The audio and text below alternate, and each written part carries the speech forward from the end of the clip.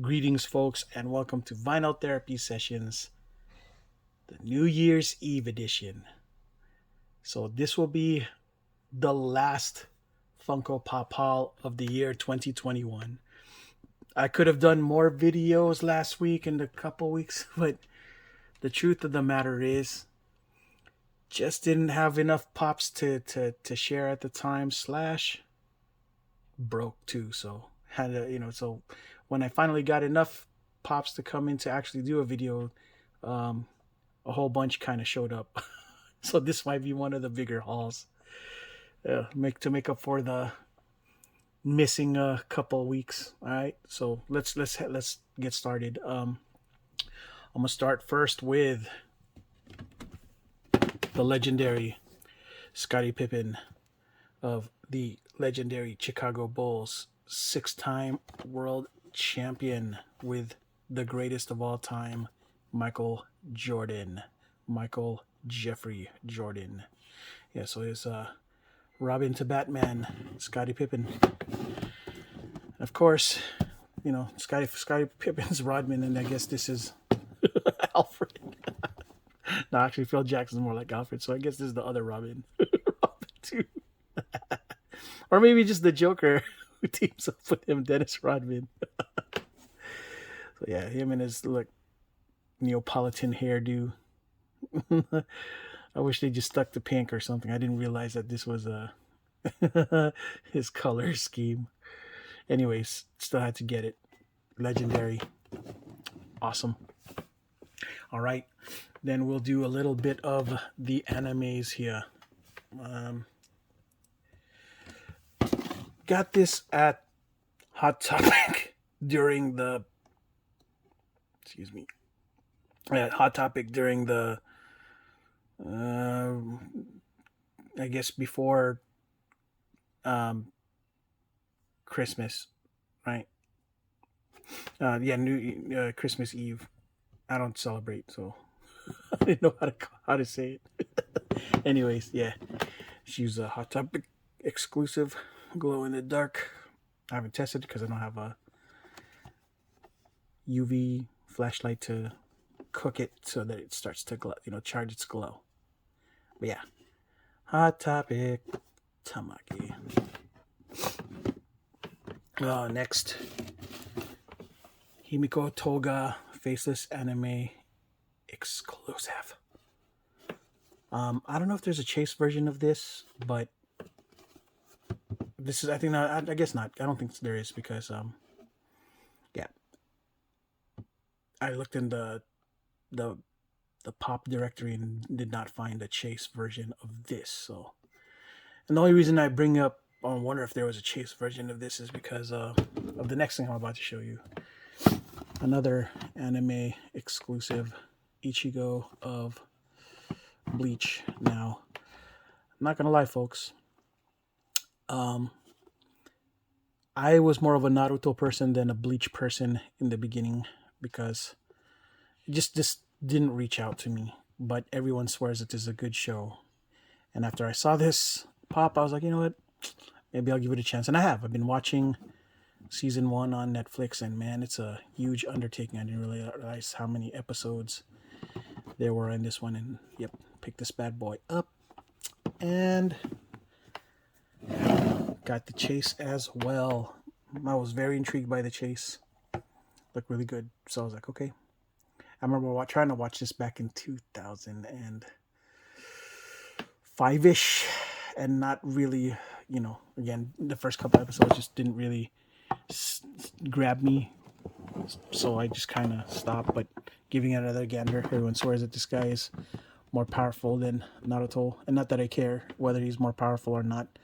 I like Naruto more, but still, I decided to watch this because I just wanted to see what they meant by him being more powerful. And yes, this is a chase edition, so yeah, I was assuming that Himiko may be having one too because of anime exclusive. So okay. Next after that, Ash from Evil Dead 40th anniversary. Ash Williams. Yep. This is the regular version, not the chase one, which I already showed you guys the chase one back then. So now my set is complete. I have a regular and a chase version of Ash Williams.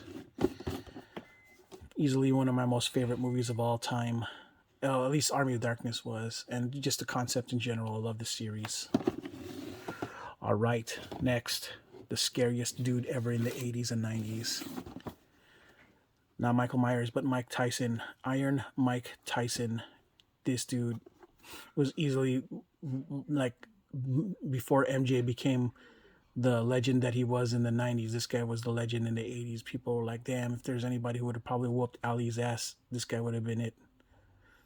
You know, as far as who was the greatest heavyweight of the time, Mike would have probably hit him one time, and I don't know if Ali would have folded like a chair. Because, dude, when this guy hits you, they call him the Dynamite Kid for nothing, you know. They didn't call him for, you know, the Dynamite Kid for nothing. He'd whoop everyone's ass. And then in the 90s, then he became scarier because he ate somebody's ear. Said he would eat children and a bunch of other crazy shit to sell a fight. Yeah, so, yep. Next up, Dexter from Cartoon Network. Dexter, yes, always liked this guy. And just Cartoon Network stuff in general. I'm going to be picking up all the characters. I've already gotten Johnny Bravo, which I showed you guys on last video. I'm gonna get Courage, Cow, and Chicken.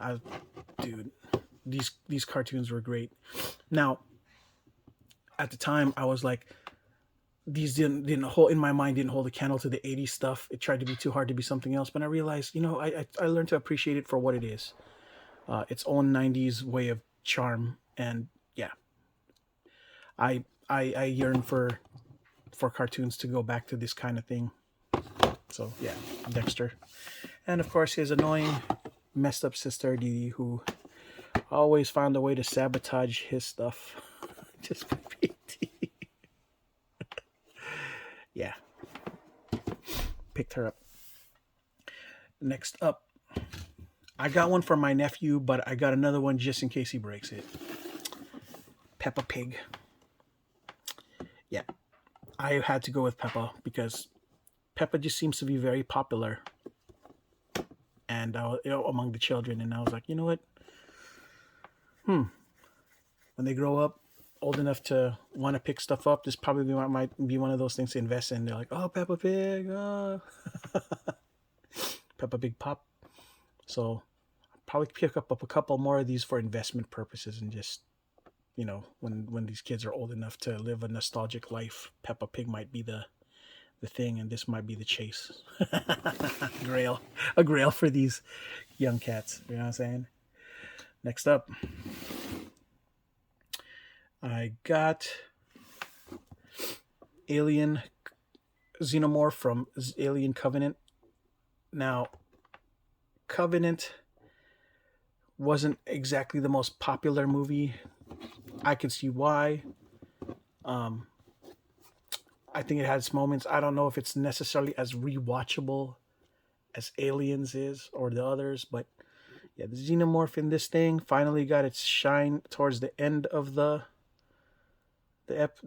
movie. Really,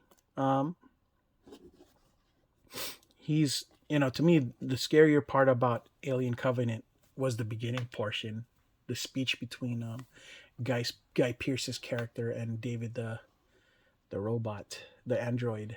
I became more afraid of the android as a result, or just the concept of artificial intelligence. This is really deep movie, man. Humans created the android. You know, well, God created man created android, and this android created the xenomorph to punish humanity. Because, well, at least according to David, he doesn't believe that humanity deserves to be saved and it needs to be eliminated, I guess. And yeah, the xenomorph was no longer the scary thing, but android was. So yep, kind of cool. Pick them up. Next up, went with our girl YaRa Flora from Future State. She's, I guess, the Brazilian Wonder Woman. I like the way she looks, but I don't necessarily say that she's been around long enough for me to have had a lasting enough impact quite like Punchline did in her book. So YaRa Flora just wins to me on aesthetic alone, and maybe one day she'll be given more opportunity to shine. But honestly, um, I'm not even in a state to really care about comics as much as I used to, and this might be the last comic character I pick up from the big two from DC, or at least from the new stuff, because yeah, I'm just not moved, except by her aesthetic. You know what I mean? She just very good looking pop, good looking character. Next up, Don't Starve. Wendy and Abigail glows in the dark. Um, I love this game. I'm going to do a separate video when all of these other characters show up, and I can't wait to talk about how much I appreciate this game and how awesome it was when I first played it, and what it is right now. And I'm hoping that they make more. Okay, and this is going to wind down to the last couple of things that I did pick up. Um, yeah, Scream Symbiote.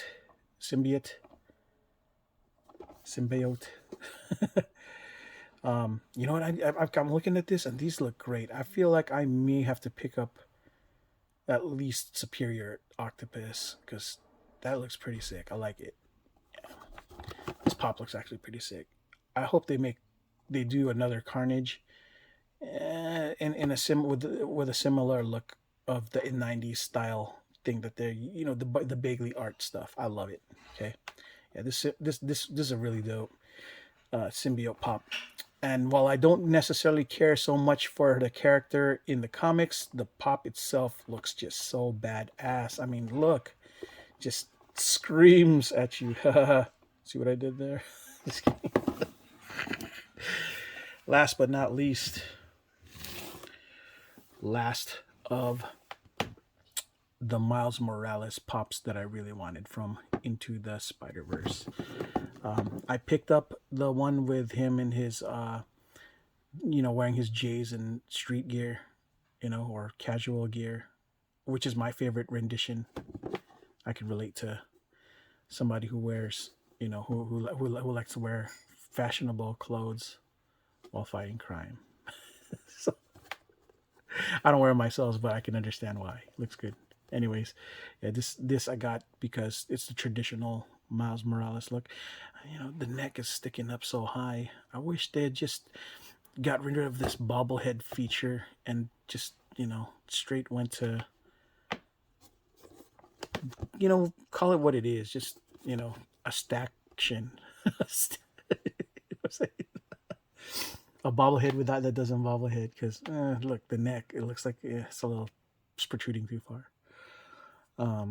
Yeah, well, this is it for this year's vinyl therapy session.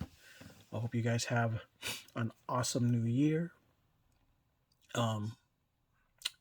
Hopefully, God willing, I get to do this more next year. I already have a video planned for the next year. I want to start it off with a little power, hint, hint, and yeah, you'll all see it pretty soon. Happy New Year's, folks, and until next video, ciao.